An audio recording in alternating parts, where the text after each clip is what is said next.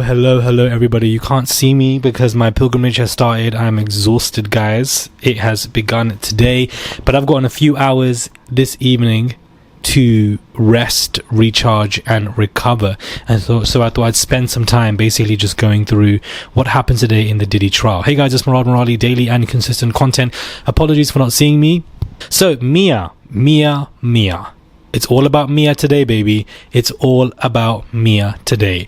The cross-examination continues via Brian Steele, and these are the main bullet points that I've written and researched for you guys.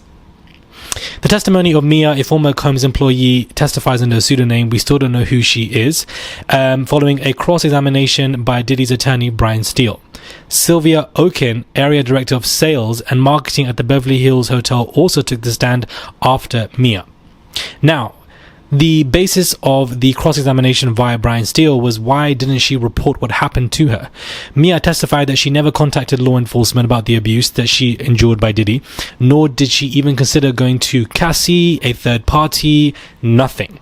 With redirection, Mia testified that she never disclosed the alleged essay or other abuse to Diddy's human resources because of people being punished unjustly via HR.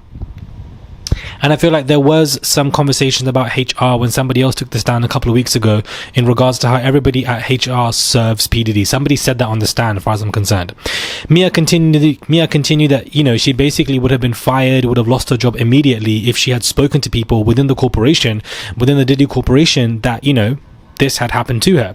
And that, therefore, this would explain that she's a troublemaker. She's a crazy person. She can't work with anyone. Diddy's going to be upset. She basically was scared of Diddy's reactions. During the redirect via Brian Steele, Mia testified that promoting events and projects on a social media page was simply part of something that she needed to do.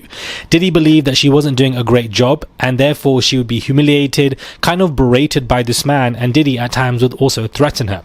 She referenced multiple social media posts shown to the jury in which she wished Diddy a happy birthday, saying that post for his birthday was also part of the job, that it was part of the package, and Brian Steele was basically saying, well, these posts are quite questionable considering that this man has basically caused you so much harm. Mia continued to discuss her safety. She felt like she would be stripped of any credibility, her own words, and wouldn't have been able to get a job in the same or any industry at all. She'd be completely lost. She knew about the fact that this man was completely formidable, powerful, has significant wrath, and she was just basically scared for her life.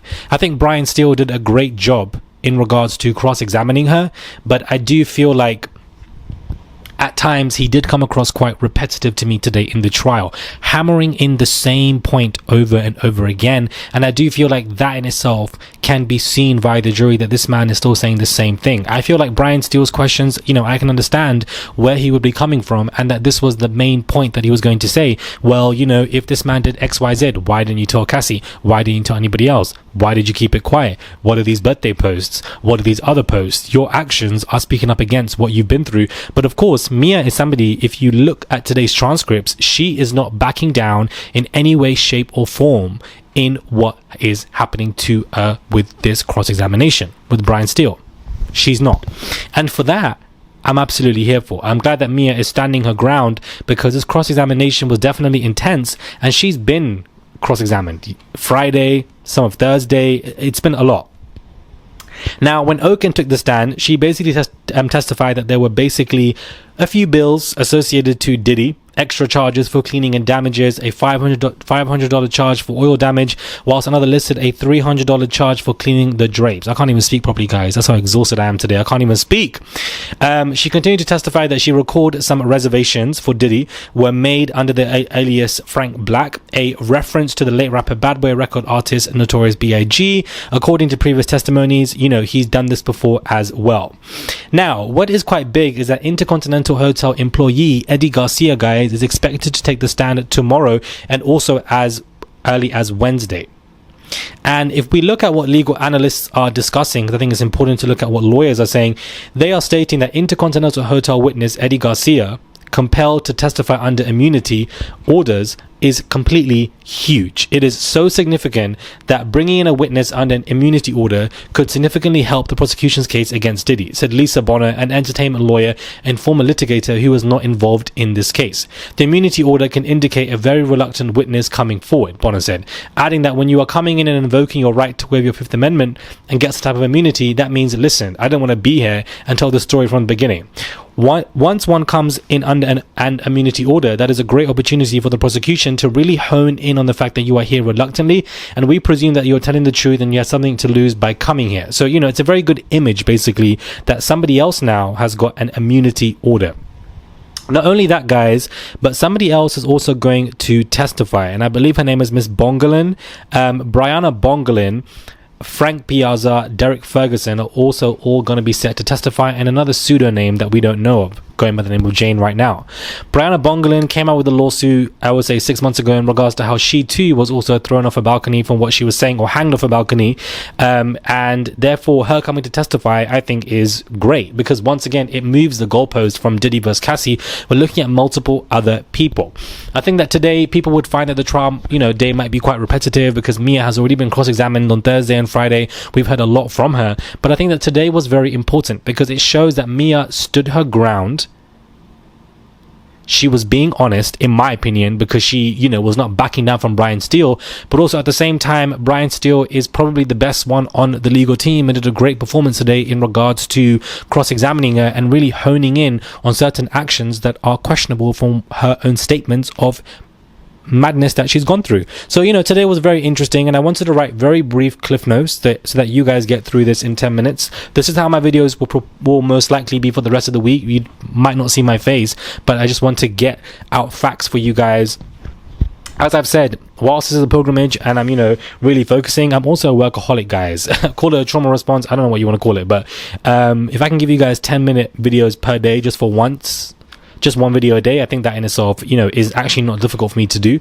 I just got to drink some coffee before I do so. Now, 50 Cent is coming into the conversation here as well. And he basically is, again, hammering in from what we discussed yesterday, that he is going to make Trump aware and prevent him from taking any pardon. Not that I think Trump is going to jump to that anyways.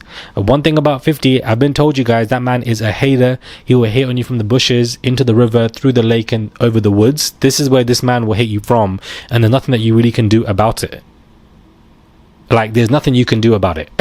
So, I'm here for it, to be honest with you, and if you can prevent Trump from going down that route, happy days, guys. Happy days. I'm looking forward to Eddie Garcia. I'm looking forward to Brianna Bongelin. I feel like these two, testimonies later on this week are definitely going to be interesting. But again, what this is showing us is that prosecution have a large collective of witnesses, and they still want to end this early. And that in itself is somehow going to leave the defense wanting this case to be longer. So I'm expecting some kind of extension. It is early June. We have another whole month of this case until roughly mid-July. So to be honest with you guys, we're not even halfway in. We're not even halfway in, guys. I'm so sorry. It seems like we've been talking about this for weeks, but I just feel like we're not even halfway in. Anyways, subscribe, comment down below, give this video a thumbs up. I would appreciate it. Comment down below, guys. I'm exhausted, but today has been a very great day. Very tiring, very hot, but a lot of walking and taking care of my parents. But I had to come and take care of my subscribers as well, guys. Anyways, I'll catch you guys soon for another video.